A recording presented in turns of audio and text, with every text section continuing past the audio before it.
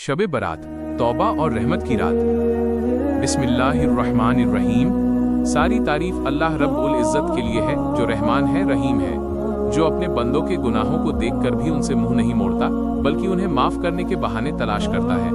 दरूद व सलाम हो हमारे दिलों के चैन, हमारे रहनुमा, हमारे प्यारे आका हजरत मोहम्मद वन पर। आज की ये रात आम रातों जैसी नहीं, ये वो रात है जब आसमान के दरवाजे खुल जाते हैं, जब रहमत बरसने लगती है, जब गुनहगार भी अल्लाह के करीब बुला लिए जाते हैं। ये है शब बरात। इस्लाम की तारीख में शाबान की 15वीं रात सिर्फ एक तारीख नहीं, बल्कि एक फैसला है, माफी का फैसला, रहमत का फैसला और निजात का फैसला। बरात का मतलब है जिंदगी भर के गुनाहों से छुटकारा, जहन्नुम से आज़ादी और अल्लाह की तरफ से माफी का लिखा हुआ परवाना। इसीलिए इस रात को लैलतुल मग़फ़िरा कहा गया, क्योंकि ये रात रोने वालों की सुनती है और झुकने वालों को उठा लेती है। हजरत आयशा रज़ी फरमाती हैं कि एक रात मैंने देखा कि रसूलुल्लाह जन्नतुल बकी तशरीफ ले गए।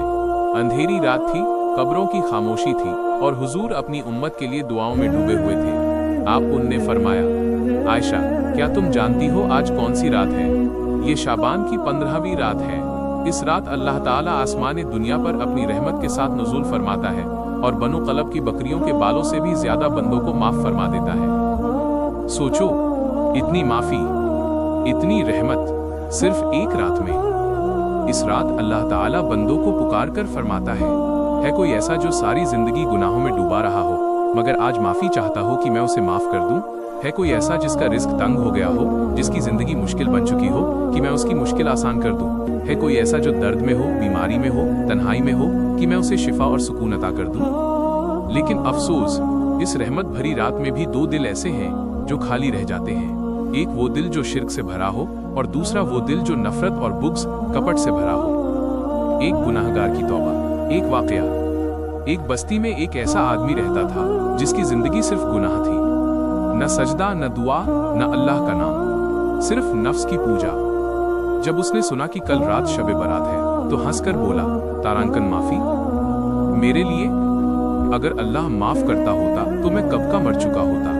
मगर जब रात आई, सब सो गए, गलियां सुनसान हो गईं और चांद खामोशी से उसके गुनाहों का गवाह बन गया। उसका दिल बेचैन होने लगा, सीने पर बोझ सा महसूस हुआ, आंखों के सामने जिंदगी के गुनाह घूमने लगे। रात के आखिरी पहर वो आदमी टूट गया। उसने लरसते हाथों से वजू किया और जिंदगी में पहली बार सजदे में सर रख दिया।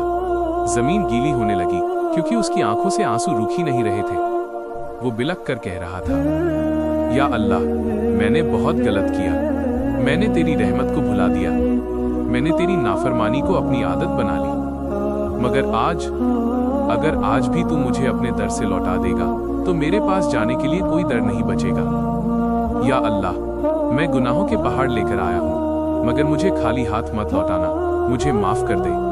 उसकी सिसकियां खामोश रात को चीर रही थीं, और फिर जैसे अल्लाह ने उसके दिल पर रहमत का हाथ रख दिया हो, उसका सीना हल्का हो गया, आंखों में सुकून आ गया और उसका दिल गवाही देने लगा कि अल्लाह ने उसे माफ कर दिया है। ये रात बदलने की रात है। उलेमा फरमाते हैं कि इसी रात जिंदगी और मौत के फैसले लिखे जाते हैं, रिस्क और तंगी के फैसले लिखे जाते हैं, इज्जत और इम्तिहान के फैसले लिखे जाते हैं। इसीलिए ये रात सिर्फ जागने की नहीं, बल्कि खुद को बदलने की रात है।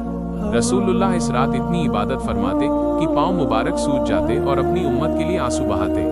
आप ही ने हमें ये सिखाया कि अल्लाह से रिश्ता आखिरी सांस तक नहीं, बल्कि आखिरी सजदे तक मजबूत रखो। एक पुरअसर अपील, द स्ट्रॉन्ग कंक्लूजन।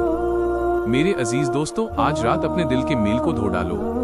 अगर किसी से नाराजगी है तो उसे अल्लाह के लिए माफ कर दो, नफरत को दफन कर दो। याद रखो, जब तक हम अल्लाह के बंदों को माफ नहीं करेंगे, हम अल्लाह से माफी की उम्मीद कैसे रख सकते हैं?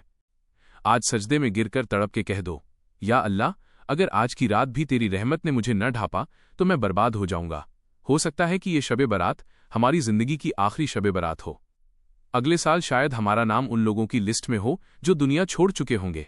इसलिए आज की रात सिर्फ सुनकर गुजार न देना, इस रात को अपनी निजात का जरिया बना लेना। अल्लाह हम सबको इस रहमत भरी रात में मुकम्मल माफी अता फरमाए और हमें नेक रास्ते पर चलने की तौफीक दे। आमीन या रब्बुल आलमीन। अगर इस पैगाम ने आपके दिल को छुआ है तो इसे दूसरों तक पहुंचाएं। आपकी एक कोशिश किसी की तौबा का जरिया बन सकती है। हक की आवाज को अपनी दुआओं में शामिल रखें।